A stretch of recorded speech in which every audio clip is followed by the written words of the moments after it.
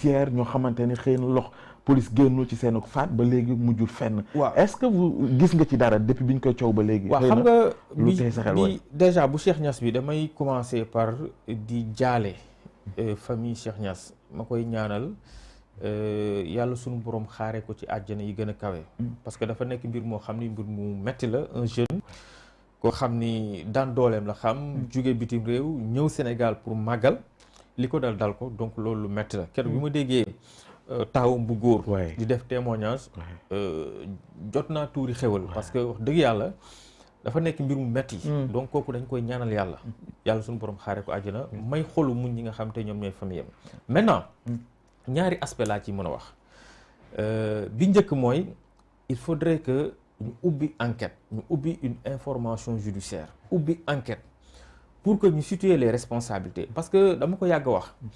tant que nit c'est-à-dire policier ñu téye ñu arrêté nit mu faatu dans les liens de la détention tant que du ñuy ubbi enquête ñu topp enquête bi ba sa càppaandaw ga ñu xam effectivement lan moo sookee mbir mi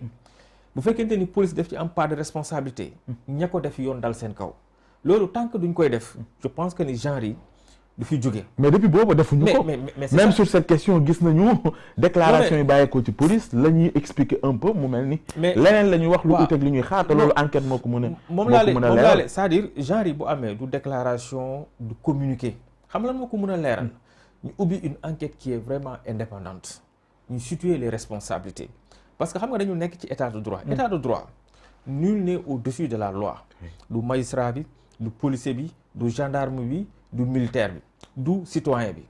képp koo xam ni dañu jàpp que ni la nga def da nga wàcc yoon dafa war a dal sa kaw donc genre yi bu amee xam nga ci am na leen loo xam ne aussi ñun à notre niveau mënuñu ko xam yow mënuloo ko xam ñi ko mën a xam mooy ñi nga xam ne ñoom la yoon jox sañ-sañ muy les enquêteurs ñu enquête ne mbir mi nan la demee lan moo tax ñu arrêté ko bañ ko arrêté fa lañ ko yóbbu bañ ko yóbbee ndax dañ ko def dara wala boog defuñu ko dara donc enquête bi une enquête minutieuse et indépendante bu ñu ubbee enquête bi nag ba mu leer ba situer les responsabilités su boobaa yoon mun a jël ay sanctions parce que xam nga sanction li tax mu am solo mooy que ni boo jëlee tey ay sanctions ñi nga xam ne tey dañu nekkoon ci dynamique di def genre mbir yooyu wala boog ñi nga xam ni amoon nañu yéene def loolu di def genre pratique yooyu dinañ lii kat su ma ko defee li dal sama morom bi bu subaa daf may dal. mais justement loolu mësta amagum. mais c'est ci wàllu yi parce que ñi ci dee dafa bëri. suspicion bëri ci police ci wàllu yi gis nga sax ba ci Guy Marius Sagna dañ ko teg loxo. ginnaaw poste bi mu ci fësal di reprendre les propos de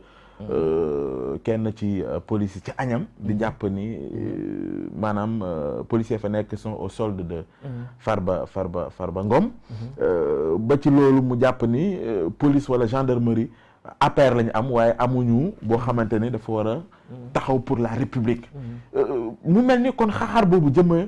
ci ñi nga xamante ne ñoom ñoo war a saytu wàllu yoon dafay gën di bëri ndax mbirum impunité bi ñu jàpp ni moo ne ci ñoom léegi loolu taxawaay bi lan la war a doon en dehors de ça parce que loolu bu ñu ko bàyyee leneen lay jur non foofu moom pas Assane dama lay wax leen gis nga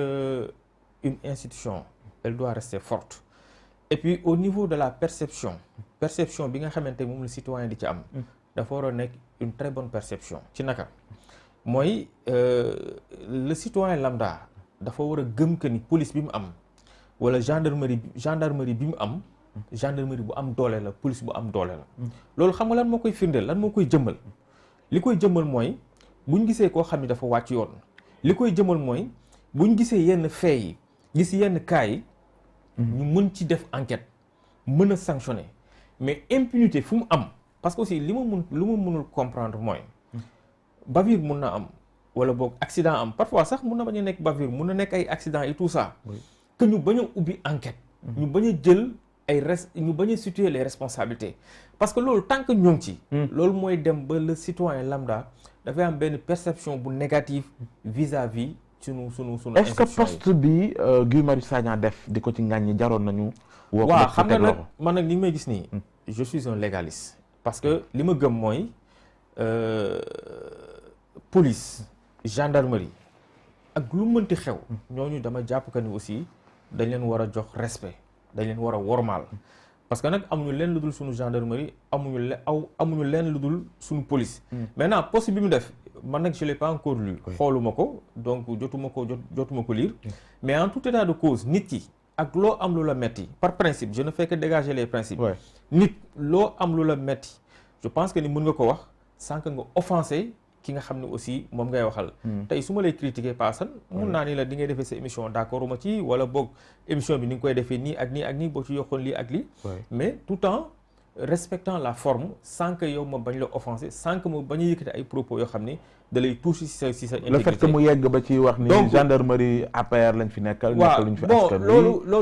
loolu peut-être je pense que ni il appartiendra en tout cas aujourd'hui aux autorités habilitées ñoom ñu xool effectivement ci ban canevas la ñu dugal propos yooyu mais li ma ci mën a wax rek pour dégager les principes.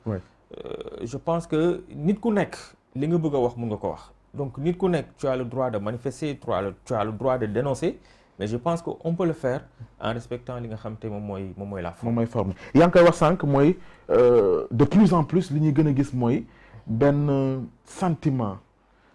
de xaw ma nan laa ko mën a expliquer sax boo xamante ne souvent dañ koy manifester jëmale ko ci ñi nga xamante ne ñoo war a téye suñu kaaraange de plus en plus même ba ci manifestation yi da nga koy gis bu mel ni à la limite dafa am benn rapport bu ñagas bu dox ci diggante citoyens yi ak ñi nga xam ne ñoo leen fi war a nekkal ci wàllu yoon am ñu dem bay indexer la formation l'encadrement peut-être ñi ñuy am jamono ji ci ay forces de l'ordre dese nañu ci côté boobu est-ce que au-delà de sanctions yi ngay sàkku di wax ni war nañ ko mën a jëmmal pour que ressenti bi ñu am jëm ci moom mu doon ressenti boo xam neexul mu gën a wàññeeku wala yow it da nga jàpp ni ci wàllu formation bi aussi il faut nga xoolaat xam nga sunu bon peut-être formation également du doy mais jàpp naa ni nous avons nos policiers ak nos gendarmes ils ont une très bonne formation ci li ma jàpp parce que boo xoolee seen modules yi jot naa ci gis quelques modules seen formation yi et puis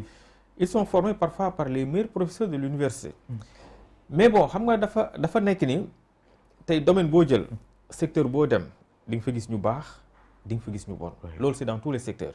donc formation bi man parce que module yi ma jot a gis gëm naa ni ils ont reçu une très belle une très bonne formation mais nag parfois comme li ma ko waxee rek di nga gis foo fem rang yoo dem rek di nga gis ñoo xam ne dañuy nekk à l'écart et pourtant parce que bi mbirum Cheikh Niass bi amee biñ ma ci seen benn naataango bi ma ci interpellé dama ni tey policier wala gendarme moo war a gën a mën a am retenue que le citoyen parce que policier bi ak gendarme bi dañ ko tàggat ci loolu dañ ko tàggat naka ngay contenir une foule dañ ko tàggat mais des fois da ngay gis en Europe des fois da ngay gis seen manifestation yi dañ koy encadrer les manifestants des fois dañuy ñëw ba jege policiers yi ba jege des fois lu nekk lañ leen di wax façon moo bu nekk lu nekk dañ leen koy traquer des fois dañuy jël ba ay ndox ay gobelet di ko sànni policiers yi mais da ngay gis policiers yi dañuy am benn retenue parce que ils ont été formés comme ça c'est important mais ñëw xaaral ma daane foofu parce que mais fii da ngay xool déjà policiers yi bu ñu lay aborder lan lañ lay aborder ci ay termes yoo xam ni dafay xotti worma ay dégage foutez le camp jóge fi gëdd la et nit kese la des fois da ngay gis nit ñoo xam ni lu laal seen dignité dafa yomb donc ñooñu je pense que ni ñoom la ñu formé war nañu mën a am benn expérience benn méthodologie boo xam ni war nañ ko mën a aborder ñi nga xam te ñoom ñooy citoyens yi ba wax ak ñoom mais citoyens yi également ñu xam ne ko aussi policiers yi ñoom ñun lañ fi nekkal que ñoom également ñu bañ di provoquer yu mel noonu c'est important ñu ngi ak Babacar Ba borom forum du justiciable bokkit ci OFNAC deuxième partie seen émission 13 minutes de vérité léegi téléchargez l'appli Sénégal 7 sur Apple Store et Play Store. Sénégal 7,